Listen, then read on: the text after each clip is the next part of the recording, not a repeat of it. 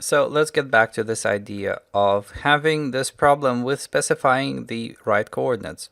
Now, so far, we've kind of gotten ourselves into a situation where if you invoke a constructor, that constructor has too much going for it. It has that extra argument, and you want to avoid the argument.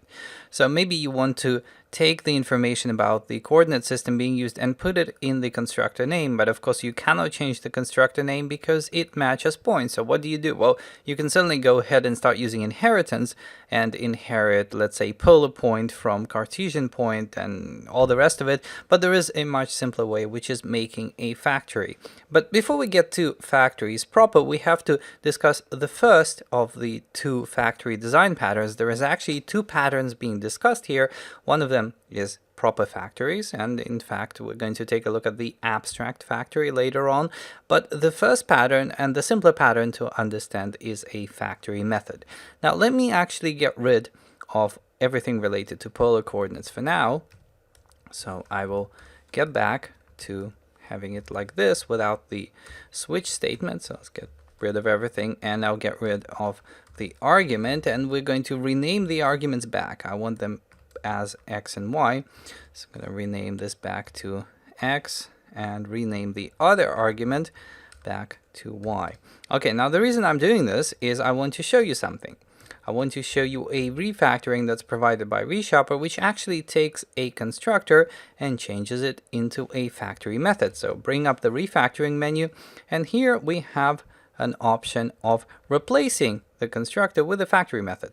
That's what we're going to do. So let's invoke this, and you get to make the factory method name. So what do you want to happen here? And this is precisely where the benefits of the factory method comes into play, because unlike a constructor which is forced to have the same name as the containing class, the factory method name can be virtually anything. So for example, here I can say new Cartesian point. There we go.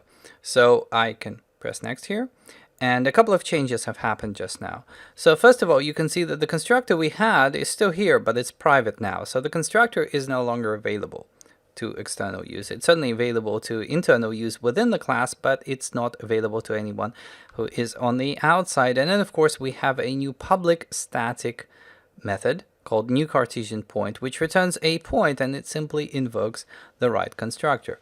Now the key thing about this, and this is what's called a let's undo this. This is called a factory method design pattern. The key point about this is that the name of the factory method is not directly tied to the name of the containing class. So here we're making a new Cartesian point, but then of course we can support polar coordinates. So I can say public static point new polar point, and here I can specify different argument names. So I can have two double arguments just like here, but I can call them rho and theta, and this lets the API user understand what's going on, which of the arguments goes where. And then of course we return new point, where we have rho times cos theta and rho times sine theta, and that's it. And the way that you actually work with points from now on is as follows. So if you want to make a point, you just say point dot new polar point, for example. You specify the coordinate in terms of the radius, so 1.0 for example, and then the angle, so you can say pi over 2 for example. And if we actually output this point, so let's actually right line the whole thing, and I'm going to generate a couple of members here. So I'll generate the formatting members for x and y. Let's actually run this and just see what we're getting. Now these are probably not the values you expect, considering that I was putting pi over 2 here, but the reason is that we're working with degrees instead of radians. So if you're correct for those, we would get the right answer. But anyways, this is how you make a factory method. So the advantage of a factory method is twofold. First of all, you get to have an overload with the same sets of arguments. So we have two doubles here and two doubles here, but they have different descriptive names. So the API tells you what arguments you're providing. And second, the names of the factory methods are also unique in the sense that here, right in the name, we're making a suggestion as to what kind of point you're creating. So once again, this is an API improvement.